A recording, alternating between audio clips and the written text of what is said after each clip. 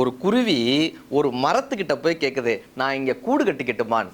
மரம் சொல்லி, என்கிட்ட வேணான், நான் சின்ன கூடு தான் கட்டுவேன், என்கிட்ட வேணான். இல்லை, நான் ரொம்ப வெயிட்டெல்லாம் கிடையாது, நான் சின்னதாக ஒரு கூடு கட்டி, என்கிட்ட நீ கூடு கட்டாத, வேற ஏதாவது ஒரு மரத்தை போய் பாரு, என்கிட்ட வேணான்னு அந்த மரம் சொல்லுது. இப்போ இந்த குருவி ரொம்ப வருத்தத்தோட இன்னொரு மரத்தில் போய் கூடு கட்டுது. கொஞ்ச நாளில் அங்கே பயங்கர மழை, வெள்ளம். அந்த வெள்ளம் வந்ததில் இந்த மரத்தை அடிச்சுட்டு போகுது, வேரோடு அந்த மரத்தை சாய்ச்சி அந்த மரமாக அடிச்சு வெள்ளத்திலேயே போகுது.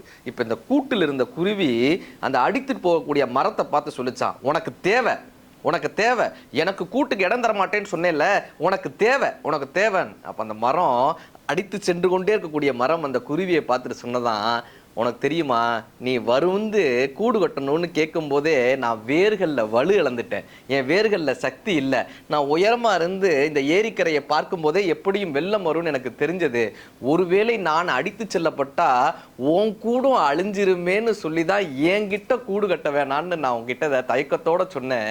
உனக்கு வேணான்னு சொல்கிறதுக்காக இல்லை, நான் வலுவிழந்துட்டேன்ற காரணத்தினாலும் என்னால் நீ அழிந்து விடக்கூடாதுன்ற காரணத்தினாலும் தான் நான் வேணான்னு சொன்னேன்னு அந்த மரம் சொன்னிச்சாங்க. என்னைக்குமே ஒரு பிரச்சனை வரும்போது அடுத்தவர்கள் பக்கம் இருக்கக்கூடிய நியாயங்களை புரிந்து கொள்ள முயற்சி செய்யுங்கள். ஒரு குழந்தையை தூக்கி செல்லக்கூடிய ஓநாயின் பக்கம் இருக்கக்கூடிய நியாயம் ஓநாய்க்குத்தான் தெரியும்.